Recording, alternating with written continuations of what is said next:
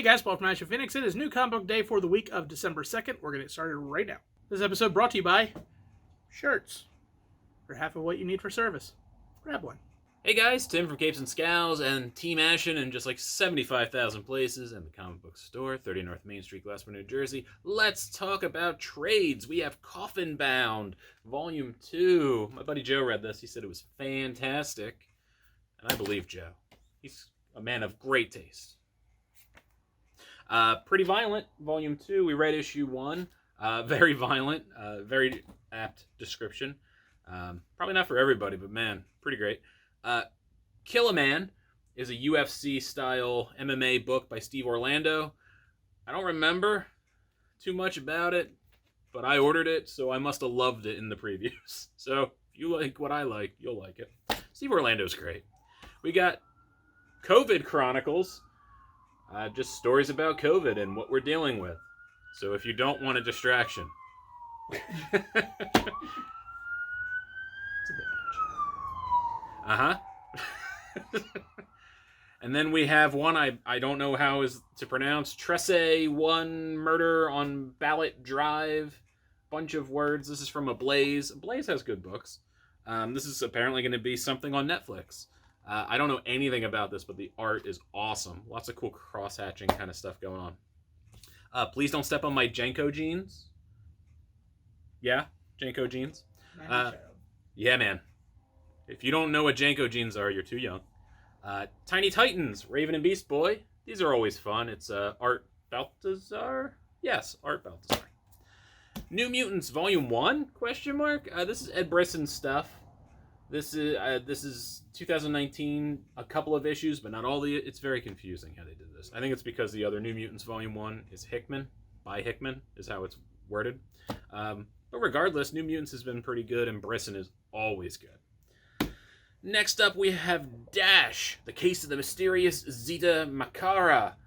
This is from Northwest Press by Dave Ebersol. Super nice man if you ever get to meet him.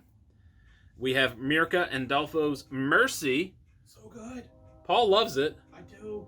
Mirka's always very awesome. Supports the channel.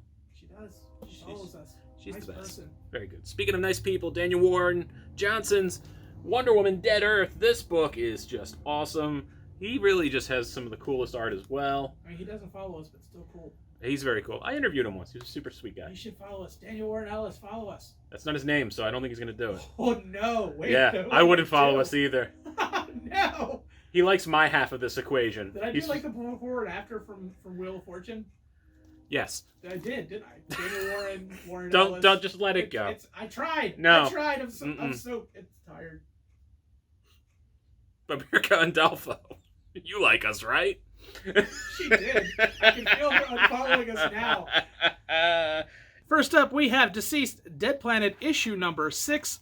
As you can tell from the cover, things just don't get better. Trigon decides, well, I mean, everything's dead. Might as well eradicate everything. They have a cure.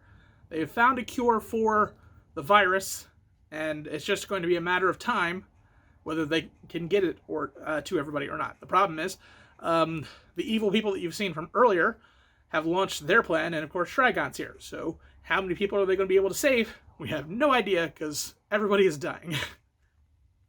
Pick it up. It's an awesome read. I love this so much. All right, first up we have Justice League Endless Winter number 1. I don't know why I picked it. I just did. It was something random. I haven't been keeping up with too much Justice League stuff. But this is co-written by Ron Mars, along with Andy Lanning. That's what it was. Pretty interesting book. This is about some excavation. I can talk in the Antarctic, and you find out that it's near where Superman's Fortress of Solitude was. And there's a lot going on here. There's so much going on. It's got a little bit of a corporate kind of evil entity going on. You also have the Flash just kind of casually talking to everybody while he beats up on Catman and some other B-list villains. Just kind of asking them, like, hey, how do you balance being, like, a normal dude and a superhero? And that's kind of like this theme that goes throughout. Cool scenes with Black Lightning a little later on. But there's a lot in this book. I didn't know anything about it. I had a good time. I kind of enjoyed all my books this week, which was nice. But yeah, Endless Winter, I think, is a thing that's going to keep going on throughout the DC books. And it has ties to one of my favorite DC characters of all time. So I might be checking out more of this. I have been excited about this book for almost a year now. Because it was supposed to come out... was it supposed to come out last year? It just got pushed? Yeah, something like that. It is Tom King and Clay Mann's Batman Catwoman. It's a 12-issue mini. This is issue number 1. This was so achingly close to being my pick of the week if it wasn't for something that Tim made me read. And, oh man, it was just slightly better. But only very slightly.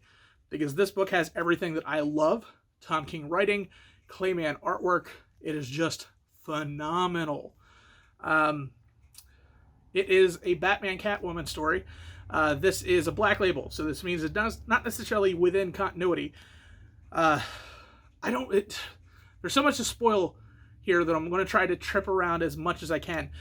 Someone from Batman's past has come looking for her son, and the ramifications of that search are going to probably reverberate through the entire book, as well as in Tom King's writing. Sometimes you're talking about a flashback story. Well, this is technically a flashback story.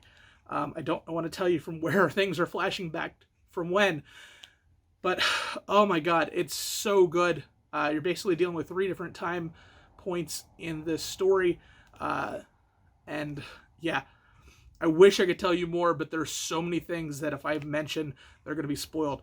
I will just say that the writing is spectacular. It always has been from Tom King. The artwork from Clay Mann is just breathtaking. Every page, every splash page is just perfect. And wow, the reveal after the end of the first issue is epic. If you are a fan of Batman from the 90s, and I'm not necessarily saying Batman from the comic books, if you catch my drift. But grab it, man. It's good. Not my pick of the week. So close. All right, and next up, nearly my pick. It's a lot of near misses today. I'm sorry, but it happens. It's King in Black, Donny Cates. Donny Cates can do no wrong, and I pretty much stand by that statement. Donny Cates and Tom King, they're the two. They just do no wrong so far. This book is the coming of Null and how the Avengers and Venom are planning for it. And they have some pretty solid plans in place, and yeah, they're not going to do a damn thing. Null is clearly just way above their pay grade in this. They try a couple cool things, they don't turn out too well, and basically you know this is a setup issue to where everything needs to go horrible, because it has to go through 16,000 other issues. But I gotta tell you, I really enjoyed what was tried, what was attempted. Whenever you do a big event, it's kind of like, oh, what are we doing? We're going through the paces again. Some creative things happen, and there was some really funny dialogue at moments to break up the severity of it. I thought it was really good. It was really solid. Cates is still going strong. The art's beautiful. And yeah, if you were excited for King in Black, you probably still will be after reading this. What could possibly be my pick of the week? It is Upshot's Ratic, issue number 1. The artwork in here is amazing. It feels like a Spider-Man story. The difference is, what could you do if your powers are only lasted for about 10 minutes a day? And we meet this new character, and they did such an amazing job fleshing out who he is and what he is, and the trials of going to a new school in a broken home kind of thing. I haven't seen teenagers written in such a good way in a very long time. They always felt forced. They always felt not real. But this school, the people, everything feels very lived in and very fleshed out. So you instantly take to the main character, take to all the potential villains, all the interesting side characters that you want to know more of. This was so good. So good, and the art was amazing.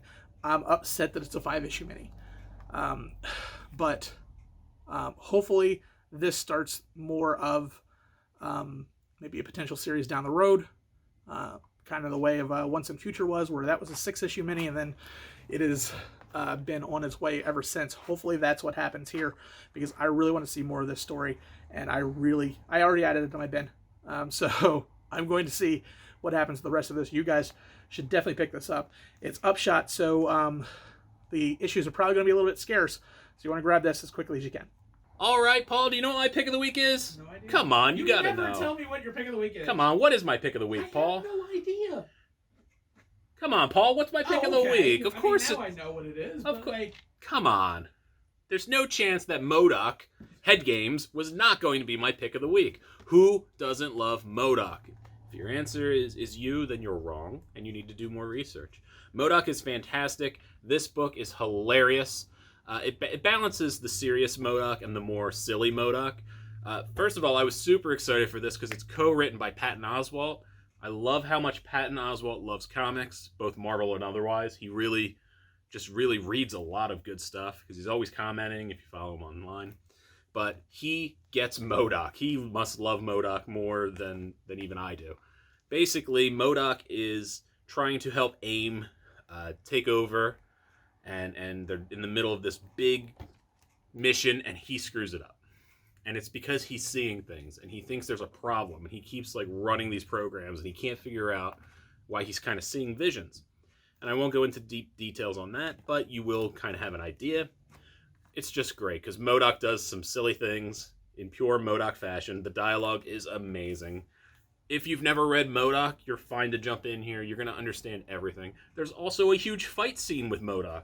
You don't get a lot of Modok fight scenes. Even though he is some sort of mechanized something made only for killing. I forgot the acronym. Modok's great. You need to check this out.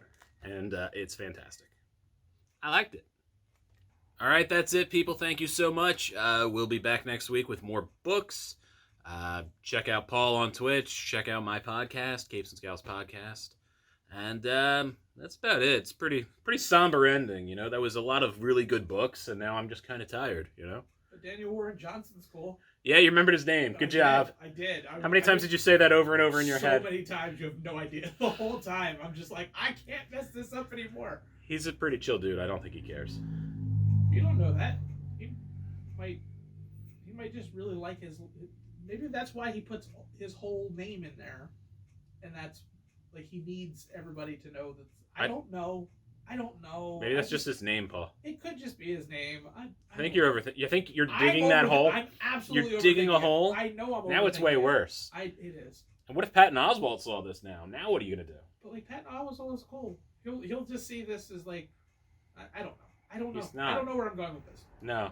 You're making an ass of yourself in front of Patton Oswalt. You're just letting me go. I am. This is what I do. I'm the bad one and the bad cop in this relationship. I'm sorry. There you go, buddy. Hi, Mirka and Dolfo. Don't unfollow us. That's it. I've had enough.